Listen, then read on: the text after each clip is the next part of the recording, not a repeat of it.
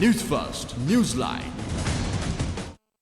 அனைவருக்கும் வணக்கம். மற்றும் ஒரு நியூஸ் லைனூடாக இன்றும் உங்களை சந்திக்கின்றோம். சமகாலத்திலே தற்பொழுது இந்தியாவிலே தேர்தல் சூடுபிடித்திருக்கின்றது. அதே போன்று இலங்கை இந்திய மீனவர் பிரச்சினை மற்றும் கச்சதீவு விவகாரம் தற்பொழுது பெரும் பேசுபொருளாக மாறியுள்ளது. இந்த விடயங்கள் சம்பந்தமாக இன்றைய நியூஸ் லைனூடாக நாங்கள் கலந்துரையாட தயாராகின்றோம். இன்றைய நியூஸ் லைன் நேர்காணலில் கொழும்பு பல்கலைக்கழகத்தின் சட்டவீட சிரேஷ்ட விரிவுரையாளர் சட்டத்தரணி எம் ஹக்கீம் அவர்கள் கலந்து கொள்கின்றார். அஸ்ஸலாமு அலைக்கும். வணக்கம். வணக்கம். வலைக்கம் அஸ்ஸலாம். ஆரம்பத்திலே தற்பொழுது கூறியதை போன்று இந்தியாவிலே தற்பொழுது தேர்தல் சூடுபிடித்திருக்கின்றது. தேர்தல் பிரச்சாரங்கள் சில இடங்களிலே முடிவடைந்திருக்கின்றது.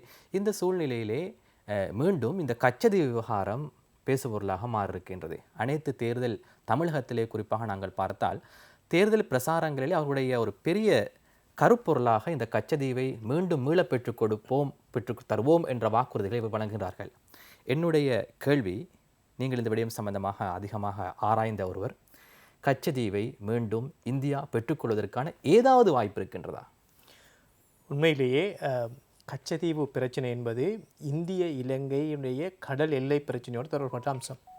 அப்போ இந்தியாவுக்கும் இலங்கைக்கும் இடையில் காணப்பட்ட கடல் எல்லை தொடர்பான பிரச்சனையை தீர்த்து வைக்கின்ற போது 74ஆம் ஆண்டு இந்திய இலங்கை தரப்புக்கள், அதாவது அப்போது இருந்த இலங்கை பிரதம மந்திரியாக இருந்த ஸ்ரீமாவோ பண்டாரநாயக்கா அவர்களும் இந்திய பிரதம மந்திரியாக இருந்த இந்திரா காந்தி அவர்களும் இணங்கி கொண்டு ஏற்றுக்கொண்டு பல்வேறுபட்ட சான்றியல் வரலாற்று ஆய்வுகளை அடிப்படையாக கொண்டு இலங்கைக்கும் இந்தியாவுக்கும் இடையிலான கடல் எல்லை கோட்டை வரைந்தார்கள்.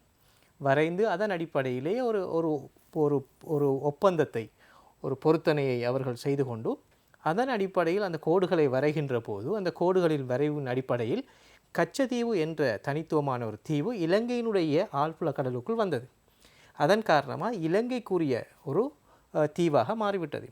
இருந்த போதிலும் வரலாற்று ரீதியாக இந்தியாவினுடைய மீனவர்களும் இந்திய பக்தர்களும் அங்கு வருகை தருவதற்கான வாய்ப்புகள் இருந்ததன் காரணமாக, அந்த வழக்கம் இருந்ததன் காரணமாக அந்த ஒப்பந்தத்திலே ஒரு நிகழ்ச்சியான போக்கை கடைபிடித்தார்கள். வளமை போன்று இந்திய மீனவர்கள், அதே போன்று இந்தியாவினுடைய பக்தர்கள், அந்த சென்ட் ஆந்தனி தேவாலயத்துக்கு வருகின்ற யாத்திரிகர்கள் வர முடியும். அவர்களிடம் கடவுச்சீட்டு தேவையோ விசா நடைமுறையோ பின்பற்ற தேவையில்லை என்ற அடிப்படையில் தீர்த்து வைத்தார்கள். அவை இன்று வரை அந்த நடைமுறை இருக்கின்றது. ஆனால் அதற்கு பின்னர் இந்திய இலங்கை வெளிநாட்டு செயலாளர்கள் இருவரும் அந்த ஒப்பந்தம் தொடர்பாக செய்து கொண்ட அந்த புரிந்துணர்வின் அடிப்படையில் பார்க்கின்ற போது எந்த வகையிலும் மீன்பிடி நடவடிக்கையில் ஈடுபட முடியாது என்பது உடன்படிக்கை. ஆகவே இந்திய இலங்கையினுடைய கடல் எல்லை பிரச்சனை, கடல் எல்லை கோடு வரையப்பட்டதன் காரணமாக இந்திய கடல் எல்லைக்குள் இருக்கின்ற தீவுகள், அதாவது கண்டமேடை, அதாவது கண்டத்திட்டு போன்ற விடய அம்சங்கள் எல்லாம் அந்த நாட்டுக்குரியது. இலங்கையினுடைய கடல் எல்லைக்குள் இருக்கின்ற தீவுகள், கண்டமேடை, கடல் வளங்கள் இலங்கைக்குரியது என்பதனை தெளிவாக சுட்டிக்காட்டியிருக்கிறார்கள் இந்த ஒப்பந்தத்திலே. ஆகவே இந்த ஒப்பந்த அடிப்படையில் நாங்கள் பார்க்கின்ற போது கச்சதீவு இலங்கையினுடைய இறையாண்மைக்குட்பட்டதாக இந்திய அரசு 74ஆம் ஆண்டு அங்கீகரித்து விட்டது.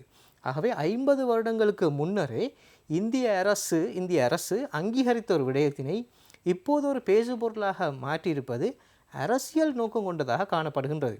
அது மாத்திரமல்ல, இந்த கச்சதீவு தொடர்பான பிரச்சனையை இதுவரை உள்நாட்டு அரசியல் கருப்பொருளாக மாற்றி அரசியல் மேடைகளில் பேசுபொருளாக வைத்திருக்கிறார்களே தவிர ஒரு இந்திய இலங்கைக்கு இடையிலான ஒரு சர்வதேச பிரச்சனைக்கான ஒரு விவகாரமாக இதுவரை இந்திய அரசோ இலங்கை அரசோ அதனை முன்னெடுக்கவில்லை. ஆகவே இந்த பிரச்சனையின் அடிப்படையில் பார்க்கின்ற போது இந்த கச்சதீவானது இலங்கைக்கு சொந்தமானது என்பதனை 2 அரசும் அங்கீகரித்து அதன் அடிப்படையிலான சட்டங்கள் உருவாக்கப்பட்டிருப்பதனால் இலங்கையிடமிருந்து கச்சதீவை மீள பெறுவது சாத்தியமல்ல. அவர் பெறுகின்ற விவகாரத்திலே ஒரு பிணக்கு வராத வரைக்கும் அது சாத்தியமற்ற விடயம் என்றே நான் கூறுவேன். இந்த விடயம் தற்பொழுது தேர்தல் மேடைகளிலே ஒரு பேசுபொருளாக மாறிருக்கின்ற சூழ்நிலையிலே எதிர்காலத்திலே கச்சதீவை தங்களுக்கு கையகப்படுத்திக் கொள்வதற்கான முயற்சிகளை இந்தியா மேற்கொள்ளுமாக இருந்தால் அது சாத்தியப்படுமா?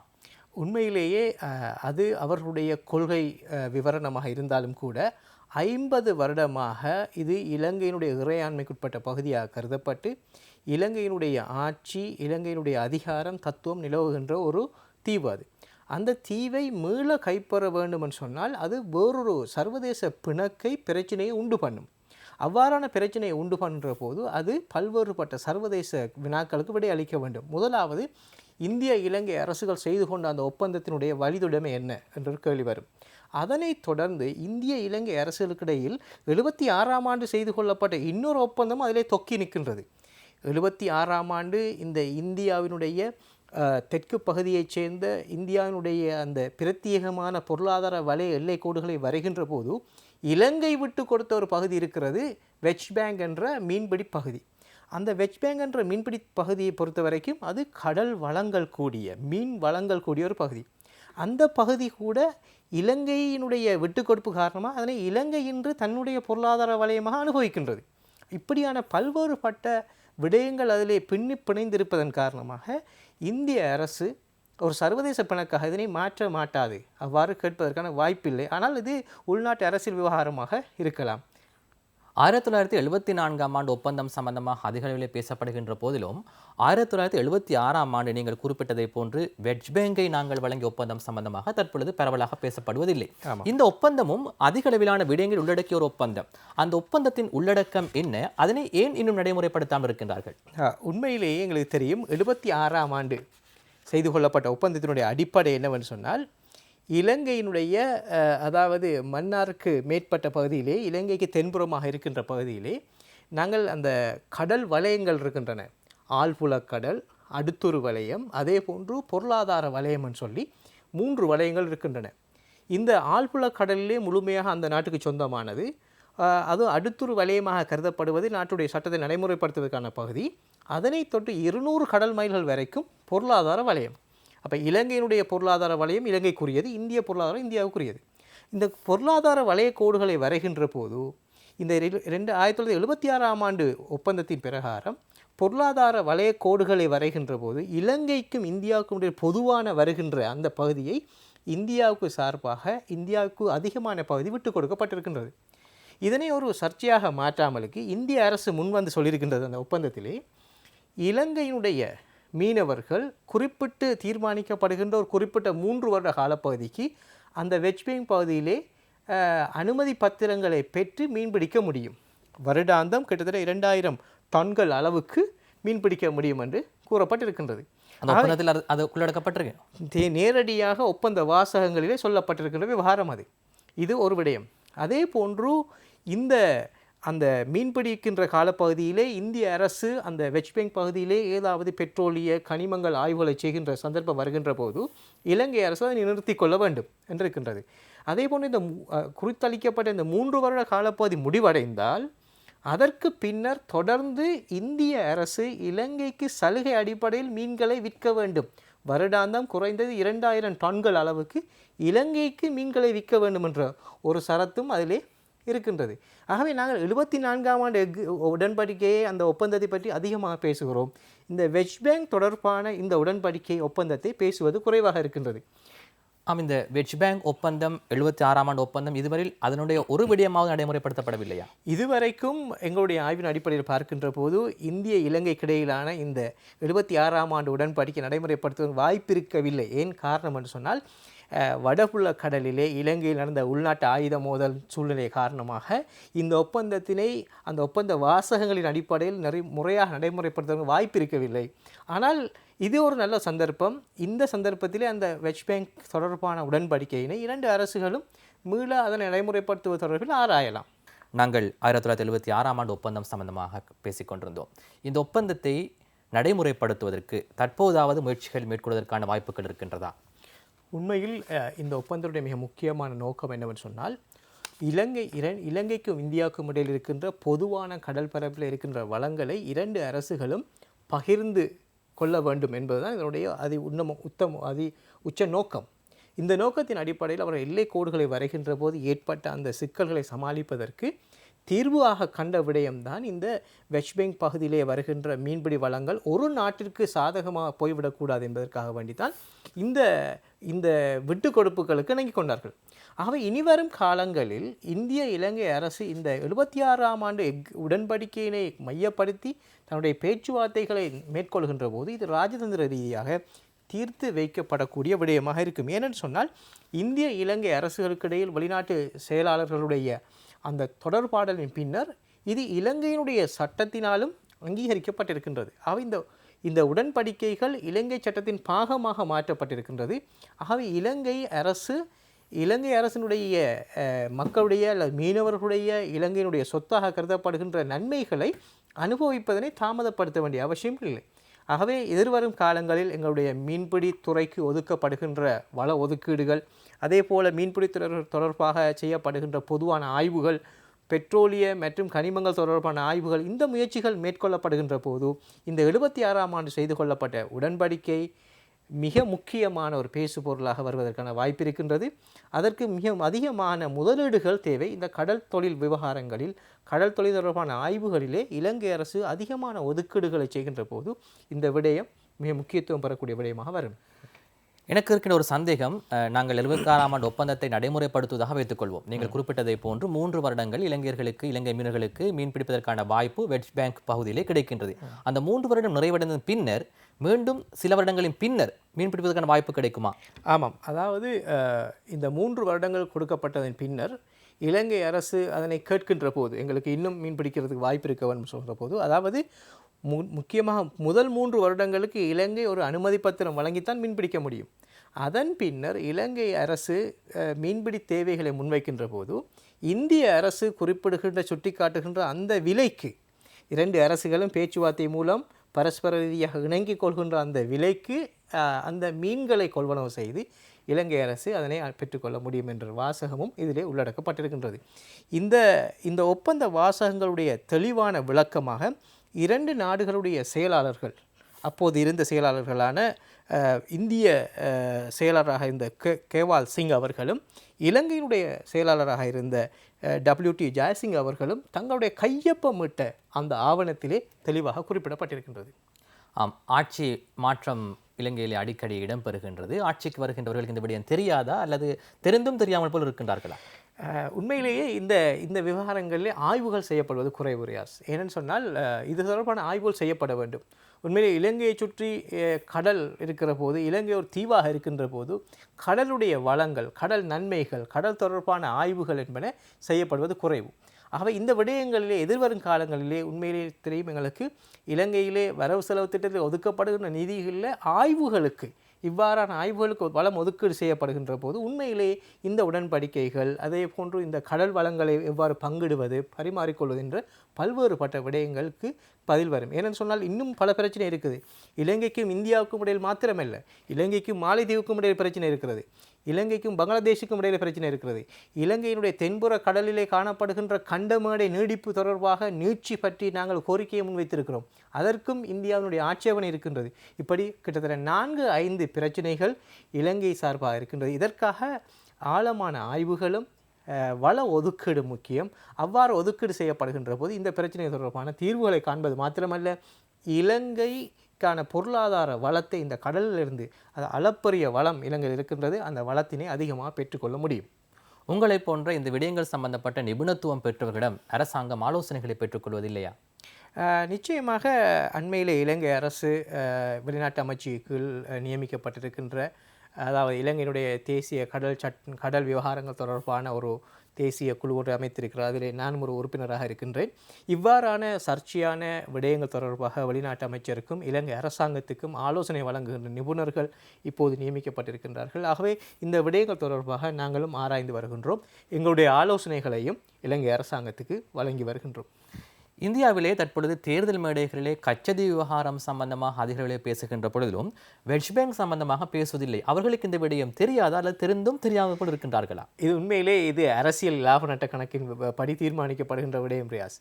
அவர்களுக்கு இந்த வெஸ்ட் பேங்கை பற்றி கதைக்க ஆரம்பித்தால் இலங்கைக்கு கொடுக்க வேண்டும் மீன்பிடிக்கின்ற வாய்ப்பை, இலங்கைக்கு மீன்பிடிக்கின்ற வாய்ப்பை அவர்களுடைய பொருளாதார வலயத்திலே கொடுக்க வேண்டும். ஒன்று. இரண்டாவது, இலங்கையிலே இலங்கையை படகுகள் மீன்பிடிக்கின்றது போன்று இந்திய படகுகள் மீன்பிடிப்பதை தடை செய்வதற்கான ஒப்பந்த வாசகங்கள் தெளிவாக இருக்கின்றன. ஆகவே தான் அவர்களுக்கு அது பாதகமாக அமையும் என்பதற்காக வேண்டி இந்த 76ஆம் ஆண்டு ஒப்பந்தத்தை அதிகமாக அவர்கள் பேசுவதில்லை. 74ஆம் ஆண்டு ஒப்பந்தத்தை பேசுகிறார்கள். அந்த ஒப்பந்தம் இந்திய அரசியலமைப்பு சட்டப்படி தவறானது, இந்தியா அப்படி கொடுத்தது தவறானது சொல்கின்றார். ஆனால் ஒப்பந்த வாசகம் தெளிவாக சொல்லுகின்றது, அந்த கடல் எல்லைக்குள் இருக்கின்ற தீவுகள் அந்த நாட்டுடைய இறையாண்மைக்குள் வரும் என்று தெளிவாக சொல்லப்பட்டிருக்கின்றது. ஆகவே தான் 74ஆம் ஆண்டு விடயத்தை அவர்கள் மீண்டும் மீண்டும் கூறுவது என்னென்னா, கச்சத்தீவை மையப்படுத்திய அரசியல் காணப்படுவதன் காரணம். ஆகவே இன்று அது ஒரு பிரதானமான கருப்பொருளாக இருக்கின்றது. ஆனால் இது தொடர்பாக மத்திய அரசாங்கம் அதே போல் நீதிமன்றத்தில் வழக்குகள் தாக்கல் செய்யப்பட்ட காலப்பகுதியில் கூட அந்த வழக்குகள்லாம் தீர்க்கப்பட்ட அடிப்படை என்னவென்று சொன்னால், இது தீர்க்கப்பட்ட விடயம், இந்த விடயத்தை மீள ஆராய முடியாது என்று சொல்லி தீர்மானித்திருக்கின்றார்கள். இது சர்வதேச விவகாரமாக இருக்கின்றது. ஆம், என்ன பிரச்சனை இருந்தாலும் இந்திய மீனவர்களுடைய அத்துமீறலுக்கு இன்னும் முற்றுப்புள்ளி வைக்கப்படவில்லை. நாங்கள் நியூஸ் ஃபர்ஸ்ட் குழு ஒரு முறை நேரடியாக கடலுக்கு சென்று இந்த விடயத்தை நாங்கள் நடுக்கடலே நள்ளிரவிலே ஆராய்ந்தோம். பெரிய 2 இழுவை மடிகளை பயன்படுத்தி அவர்கள் எமது கடல் வளத்தை சூறையாடுகின்றார்கள். இந்த பிரச்சனை மீனவர்கள் கைது செய்யப்படுகின்ற விவகாரம், படகுகள் கைப்பற்றப்படுகின்ற விவகாரங்கள் இடம்பெற்றாலும் கூட ஏராளமான நூற்றுக்கணக்கான ஆயிரக்கணக்கான படகுகள் எமது கடல் வளத்தை சூறையாடி கொண்டிருக்கின்றன. இதற்கு முற்றுப்புள்ளி வைக்க முடியாதா? தற்போது இருக்கின்ற சட்டங்கள் போதுமானதா? இன்னும் சட்டங்கள் தேவையா? உண்மையிலேயே இலங்கையினுடைய சட்டத்தை பொறுத்த வரைக்கும் 76ஆம் ஆண்டு கொண்டு வரப்பட்ட, அதாவது வெளிநாட்டு படகுகளை ஒழுங்குபடுத்துவது தொடர்பான ஒழுங்கு விதிகள் சட்டம் இருக்கின்றது. அந்த மீன்பிடி படகுகள் தொடர்பான சட்டம். இந்த சட்டம் மீண்டும் திருத்தப்பட்டிருக்கிற 98ஆம் ஆண்டு. ஆகவே சட்ட ஏற்பாடுகள் போதுமானவையாக இருக்கின்றன. இருந்த போதிலும் இந்த சட்டத்தை நடைமுறைப்படுத்துகின்ற அந்த வீரியம்தான் இங்கு ஒரு பிரச்சனையாக இருக்கின்றது. எங்களுக்கு தெரியும், நாங்கள் அண்மையில் கூட பல அமர்வுகளில் இதனை பற்றி பேசியிருக்கின்றோம். கிட்டத்தட்ட வாரத்திற்கு 3 தினங்கள் கிட்டத்தட்ட 2500க்கும் அதிகமான படகுகள், பாட்டம் ட்ராலர்ஸ்ன்னு சொல்லுவோம் நாங்கள், அந்த இழுவை படகுகள் இலங்கையினுடைய ஆழ்புலத்திற்குள் நேரடியாக வருகின்றார்கள். இவ்வாறு வருகின்ற போது இவர்கள் வாரத்தில் 3 நாட்கள் மீன்பிடியில் ஈடுபடுகின்ற போது, அந்த மீன்பிடித்து செல்கின்ற போது பயன்படுத்துகின்ற இந்த இழுவை மடிகள் காரணமாக ஒன்று எங்களுடைய எதிர்கால பொருளாதார நன்மை அல்லது மீன்பிடி வளம் சீரழிக்கப்படுகின்றது, சேதப்படுத்தப்படுகின்றது. எதிர்காலத்தில் எங்களுக்கு இந்த வளம் இல்லாமல் போவதற்கு வாய்ப்பு இருக்கின்றது. இரண்டாவது அம்சம் என்னவென்று சொன்னால், சுற்றாடல் பிரச்சனை இருக்கின்றது எங்களுக்கு. இவைகளை கருத்தில் கொண்டு தான் இந்த சட்டம் ஆக்கப்பட்டிருக்கின்றது. இந்த சட்டத்தை நடைமுறைப்படுத்துகின்ற போது உண்மையிலேயே இவ்வாறு அத்துமீறி நாட்டுக்குள் வருபவர்கள் 2 சட்டங்களின் பிரகாரம் கைது செய்யப்பட வேண்டும். ஒன்று, அதாவது குடியகழ்வு சம்பந்தமான சட்டத்தின் கீழும் ஆராயப்பட வேண்டும். இரண்டாவது, இந்த வெளிநாட்டு படகுகள் அத்துமீறி வருவது தொடர்பான சட்டத்தின் கீழும் இது ஆராயப்பட வேண்டும். இந்த 2 சட்டங்களையும் கடுமையான முறையில் நாங்கள் பயன்படுத்துகின்ற போது இவ்வாறு வருவதனை தடுக்க முடியும். ஆனால் அரசியல் ரீதியான அல்லது வேறு வகையான ராஜதந்திர ரீதியான நகர்வுகள் காரணமாக இந்த 2 சட்டங்களையும் கடுமையான முறையில் நடைமுறைப்படுத்த முடியாமல் இருப்பதன் காரணமாக இந்த சட்டங்களுடைய அந்த நன்மையை உண்மையிலே இலங்கையின் வடமாகாண மீனவர்களும் அனுபவிக்க முடியாமல் போகின்றது. ஒன்று. இரண்டாவது காரணம் என்னவென்று சொன்னால், இந்த சட்டங்களை நடைமுறைப்படுத்துகின்ற போது உண்மையில் அந்த படகிலே வருகின்ற மீனவர்கள் கைது செய்யப்பட வேண்டும், படகு சொந்தக்காரர் வர வேண்டும், அதன் பின்னர் தான் விடுவிக்கப்பட வேண்டும். ஆனால் இன்றைய காலப்பகுதியை பொறுத்த வரைக்கும் இந்த ராஜதந்திர ரீதியான நகர்வுகள் காரணமாக மிக இலகுவான முறையில் அவர்கள் விடுவிக்கப்படுகின்ற சூழல் காணப்படுவது சட்டத்தின் மீதான நம்பிக்கையை மக்கள் இழந்திருப்பதனை காட்டுகின்றது. ஆனால் மக்கள் இந்த சட்டத்தை நடைமுறைப்படுத்த வேண்டும் என்ற ஒரு அடிப்படை உரிமை வழக்கொன்றை தாக்கல் செய்வதற்கான வாய்ப்பு இருக்கின்றது.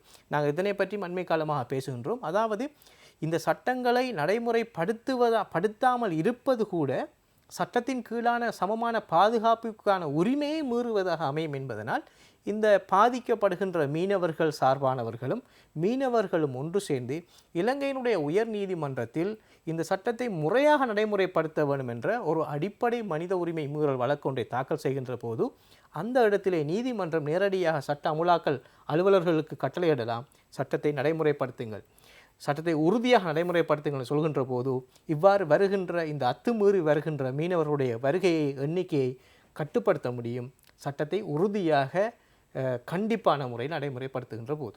நாங்கள் ஒரு தடவை இந்தியாவுக்கு சென்றிருந்த பொழுது, ஊடகவியலாளர்களை அழைத்து சென்றிருந்த பொழுது அங்கே நமக்கு காண்பிக்கப்பட்ட ஒரு விடயம், ரேடார் கட்டமைப்பின் மூலம் அவர்கள் கடல் எல்லையை தாண்டுகின்ற பொழுது அவர்கள் நேரடியாக அதனை பார்த்து கொண்டிருக்கின்றார்கள். ஆகவே ரேடார் கட்டமைப்பு இலங்கையிலும் இந்தியாவிலும் ஒரு தொழில்நுட்பம் தற்பொழுது முன்னேறி இருக்கின்றது. இதனை கண்டும் 2 நாடுகளும் காணாமல் போயிருக்கின்றது போன்ற ஒரு தோற்றம் தெரிகின்றது. இது ராஜதந்திர உறவின் ஒரு விடயமா? உண்மையில் ராஜதந்திர ரீதியாக 2 அரசுகளும் இதனை ஒரு பிணக்காக இதுவரைக்கும் காணவில்லை. இதை ஒரு சர்வதேச பிணக்காக, ஒரு எல்லை பிரச்சனையாக அல்லது இரண்டு நாடுகளுக்கும் இடையிலே ஒரு சர்வதேச பிணக்காக வெளிப்படையாக இந்தியாவும் கூறவில்லை, இலங்கையும் கூறவில்லை. இன்றும் கூட நீங்கள் சொன்னது போன்று இது அரசியல் மேடைகளிலே, உள்ளூர் அரசியல் மேடைகளிலே பேசப்படுகின்றது கச்சத்தீவு பற்றி. ஆனால் இதுவரைக்கும் இலங்கையை நோக்கி இந்தியாவோ, இந்தியாவை நோக்கி இலங்கையோ இதுவரைக்கும் எந்த விதமான தொடர்பாடலும் செய்யப்படவில்லை. ஆகவே தான் இது அரசியல் ரீதியான ஒரு பிரச்சனையாக நோக்கப்படுகின்றது. ஒன்று. இரண்டாவது, இலங்கைக்கும் இந்தியாவுக்கும் இடையிலான வரலாற்று ரீதியான, கலாச்சார ரீதியான, சமய ரீதியான, ராஜதந்திர ரீதியான, பொருளாதார தொடர்புகள் காரணமாக இந்த பிரச்சனையை ஒரு சர்வதேச பிணக்காக மாற்றாமல் இதனை மனிதாபிமான அடிப்படையில் அல்லது வேறு வகையில் தீர்த்து கொள்ள வேண்டும் என்ற ஒரு மன எண்ணம் இரண்டு நாடுகளுக்கும் இடையே காணப்படுகின்றது. ஆகவே எதிர்காலத்தில் நாங்கள் இதனை மிகவும் ஆழமாக ஆராய்ந்து இரண்டு அரசுகளுக்கும் இடையிலான ஒரு ராஜதந்திர பிரச்சனையாக இதனை கருத்தில் கொண்டு இதனை நெறிப்படுத்த வேண்டும். அல்லாது விட்டால் இலங்கையினுடைய வளம், கடல் வளம் பாதிக்கப்படுகின்றது இந்த மீன்பிடி முறைமை காரணமாக. இரண்டாவது, வடமாகாண மீனவர்களுடைய வாழ்வாதார உரிமை, அவர்கள் தொழில் செய்வதற்கான உரிமை பாதிக்கப்படுகின்றது. இலங்கையினுடைய இறையாண்மையை அத்துமீறுவதற்கு இலங்கை அரசாங்கம் அதற்கு உடந்தையாக இருக்கின்றது போன்ற பல்வேறுபட்ட பாரதூரமான குற்றச்சாட்டுக்களை இலங்கை அரசு எதிர்நோக்க வேண்டி வரும். இலங்கையினுடைய கடல் வளத்திலே எவ்வளவு பெருமிதான சொத்துக்களை இந்தியா சூறையாடுகின்றது? இதுவரையும் எந்த ஆய்வுகள் செய்தும் அதிகமாக கணக்கிடப்படவில்லை. எண்ணற்ற, கணக்கிட முடியாத அளவுக்கு சேதமாக்கப்பட்டிருக்கின்றது. அதே போன்று கடல் வளங்கள் இழக்கப்பட்டிருக்கின்றன. ஆகவே இதுவரைக்கும் எங்களால் அதனை எந்த அளவுன்னு சொல்லி எங்களுக்கு சொல்ல முடியாது. இதனையும் இலங்கையில் இருக்கின்ற கடலியல் ஆய்வு தொடர்பான நிறுவனங்கள் அதனை எங்களுக்கு சொல்ல வேண்டும். நிகழ்ச்சியிலே நிறைவு செய்கின்ற இறுதி கேள்வியினுடைய பொதுவான ஒரு கேள்வி, இலங்கையினுடைய பூகோள அரசியல் சம்பந்தமாக இந்தியாவோடும், சீனாவோடும், அதே போன்று அமெரிக்காவோடும், ஈரானோடும், ரஷ்யாவோடும் கொண்டிருக்கின்ற தொடர்பினுடைய இந்த பிணைப்பு எதிர்காலத்திலே இலங்கையினுடைய பொருளாதாரத்தை, நாட்டினுடைய எதிர்காலத்தை எவ்வாறு பாதிக்கப் போகின்றது, அதனுடைய எதிர்காலம் எவ்வாறு அமையப் போகின்றது? உண்மையில் இலங்கையினுடைய அதாவது பூகோள அமைவிடம் என்பது மிக முக்கியமான. ஏனென்று சொன்னால் சீனாவினுடைய பட்டுப்பாதையினுடைய வடிவத்திலே இருக்கின்றது இலங்கை. அதே போன்று இந்தியாவினுடைய பொருளாதார ரீதியான ஏற்றுமதி, இறக்குமதி மற்றும் இந்தியாவினுடைய கடல் வலய பாதுகாப்பில் இருக்கின்றது. அதே போன்று மேற்கத்திய நாடுகளுடைய, அதாவது ஆசிய பசிபிக் பிராந்தியத்தினுடைய கட்டுப்பாட்டினுடைய மையமாக இலங்கை இருக்கின்றது. இவ்வாறு பார்க்கின்ற போது இலங்கையினுடைய பூகோள அமைவிடம் என்பது மிகவும் முக்கியத்துவம் வாய்ந்தது. அதே போன்று இந்த பூகோள அமைவிடத்தின் காரணமாக எல்லா அரசுகளும், இந்திய அரசாக இருக்கட்டும், சீன அரசாக இருக்கட்டும், அதே போல் மத்திய கிழக்கு ஈரான் போன்ற அரசுகளாக இருக்கட்டும், அல்லது மேற்கத்திய அரசுகளாக இருக்கட்டும், எல்லா அரசுகளுக்கும் இலங்கையினுடைய ஒத்துழைப்பு, இலங்கையினுடைய அந்த உறவு என்பது மிக முக்கியமானதாக இருக்கின்றது. அதே போன்று மறுவளமாக இலங்கையினுடைய பொருளாதார, அரசியல், உள்நாட்டு விவகாரங்களில் கூட இந்த நாடுகள் அனைத்தும் அக்கறை கொண்டவையாக இருக்கின்றது. இலங்கைக்கு சலுகை அடிப்படையிலான அல்லது மானிய அடிப்படையிலான கடன்களை வழங்குவதற்கும், பொருளாதார மீட்சியை வழங்குவதற்கும் இந்த அரசுகள் முன் வருவதற்கான காரணம் இலங்கையினுடைய அமைவிடம் அவர்களுடைய சர்வதேச விவகாரங்களை தீர்மானிப்பதற்கு முக்கியமான ஒரு தளமாக இருப்பதனால் அதனை அவர்களும் பயன்படுத்திக் கொள்கின்றார்கள். இலங்கையும் அதனை ராஜதந்திர ரீதியாக பயன்படுத்திக் கொள்வதுதான் அதனை முக்கியமானதாக இருக்கின்றது. எதிர்காலத்திலே இலங்கையினுடைய அமைவிடம் முக்கியமாக இருக்கும். ஏனால் எதிர்காலத்திலே ஈரானுடைய ஜனாதிபதி அவர்கள் வர இருக்கின்றார்கள். அதே போன்று சீனாவினுடைய நடமாட்டம் அதிகமாக இருக்கின்ற இலங்கையில், அதே போன்று மிக உன்னிப்பாக அமெரிக்காவும் ஏனைய ஐரோப்பிய நாடுகளும் இலங்கையினுடைய செயற்பாடுகளை அவதானித்து கொண்டிருக்கிறார்கள். ஆகவே இலங்கைக்கு ஒரு வசந்த காலமாக இருக்கும் என்பதுதான் இதனுடைய கருத்து. ஏனென்று சொன்னால் பொருளாதார ரீதியான வளங்களை எல்லா அரசுகளிடமிருந்தும் பெற்றுக்கொள்ள முடியும். மீண்டும் நாங்கள் ஆராய வேண்டும் என்று சொன்னால் இலங்கை எப்படி அணிசேரா நாட்டு கொள்கையை கடைபிடித்தார்களோ அந்த கொள்கையினுடைய ஒரு புதிய ஒரு கட்டமைப்பினை இலங்கை அரசியல் ரீதியாக அமைத்து கொண்டால் அது இலங்கையினுடைய வெளிநாட்டு கொள்கையாக வருகின்ற போது இலங்கை அனைத்து அரசுகளையும் சமாளிக்க முடியும், அனைத்து அரசுகளோடும் ஒத்துழைப்பாக இருக்க முடியும், அவர்களிடம் பெற்றுக்கொள்ளக்கூடிய பொருளாதார நலன்களை பெற்றுக்கொள்ள முடியும். ஆகவே இலங்கையில் ஒரு புதிய சர்வதேச கொள்கையை தயாரித்து அந்த கொள்கை அணிசேரா கொள்கையை போன்ற ஒரு புதுமுகமான கொள்கையாக இருந்தால் இலங்கையுடைய எதிர்காலம் சுபிட்சமாக அமையும். புதுமமான கொள்கை அமைத்து நாட்டின் எதிர்காலத்தை சுபீட்சமாக அமைக்க வேண்டும் என்பதுதான் அனைவருடைய எதிர்பார்ப்பு. அதனை விடுத்து நாட்டின் இறையாண்மை பாதிக்கப்படுகின்ற வகையிலே, நாட்டுக்கு சொத்துக்களை விற்கின்ற வகையிலே செயற்பாடுகள் இடம்பெறக்கூடாது என்பதுதான் எங்களுடைய பிரார்த்தனை. எதிர்கால சந்ததிக்காக இந்த நாட்டை பாதுகாக்க வேண்டும் என்பதுதான் எம்முடைய எதிர்பார்ப்பு. இன்றைய நியூஸ் லைன் நேர்காணலில் கலந்து கொண்ட கொழும்பு பல்கலைக்கழகத்தின் சட்டப்பீடத்தின் சிரேஷ்ட விரிவுரையாளர் சட்டத்தரணி எம் ஹக்கீம் அவர்களுக்கு எமது மனப்பூர்வமான நன்றிகள். நன்றி. மற்றும் ஒரு நியூஸ் லைனோட அடுத்த சனிக்கிழமை மாலை 5 மணிக்கு மீண்டும் சந்திப்போம். வணக்கம்.